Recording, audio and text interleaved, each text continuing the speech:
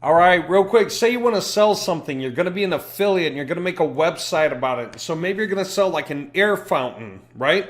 That's this idea that you can pull water out of the air. You can get like up to 50 gallons a day of water out of the air. Even in a dry desert, you can get like 10 gallons of water a day.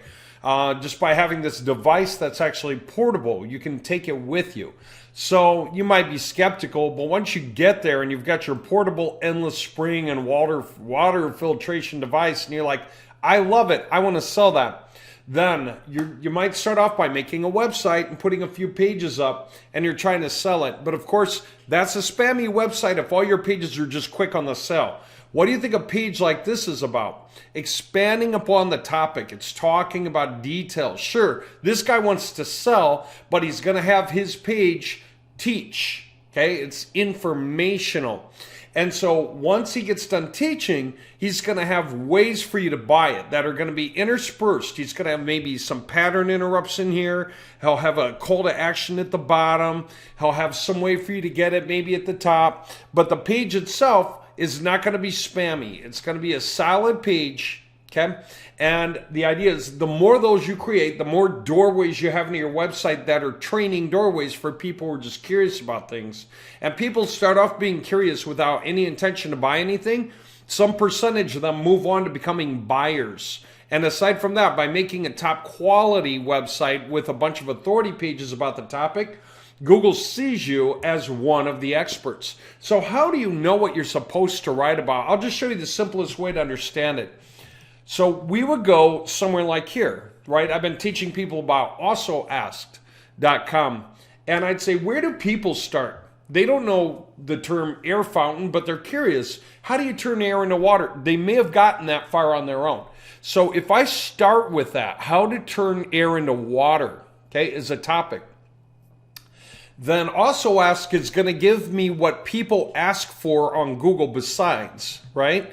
Which is great because these are related very directly and they're high tendency relations. Okay. Now this is two-dimensional. There are lots of ways to approach where the questions really come in from. These aren't the only questions, but for a two-dimensional approach, this is great. So what do you do with it?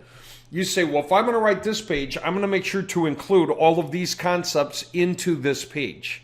I can put other stuff in the page. I can have my, an intro of my own, a conclusion of my own. I can have a call to action to, hey, if you're looking to buy this kind of a thing, we have it here. Or if you want to read more about a product that already does this, click here.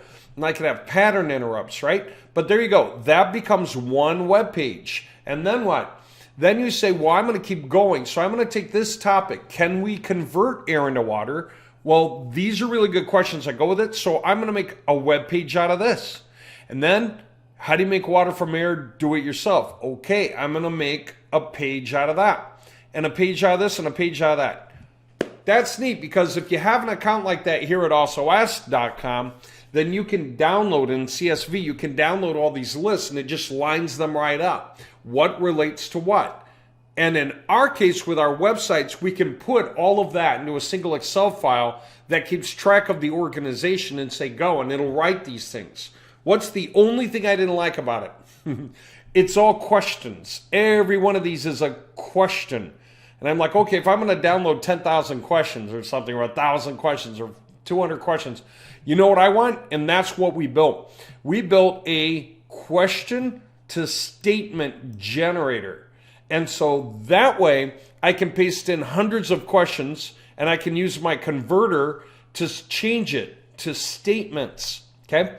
And the only time it doesn't change it to a statement is when there really is no way to pull it off. I mean, it as a question, it has to stay a question.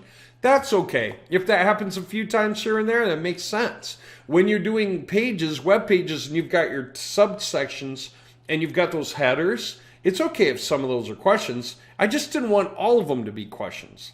And so by building this converter, we can take the greatest mapping, one example of the greatest way to create authority websites without knowing what we're doing, without being an expert at the topic. I don't need to know anything about this topic to follow the flow chart here, convert these questions to statements, and then auto-generate these pages and have this website live today, and it can be an authority website. And anytime I want to keep going, I can take any one of these things and I can keep going. I can just say, I want to write more about that and that and that.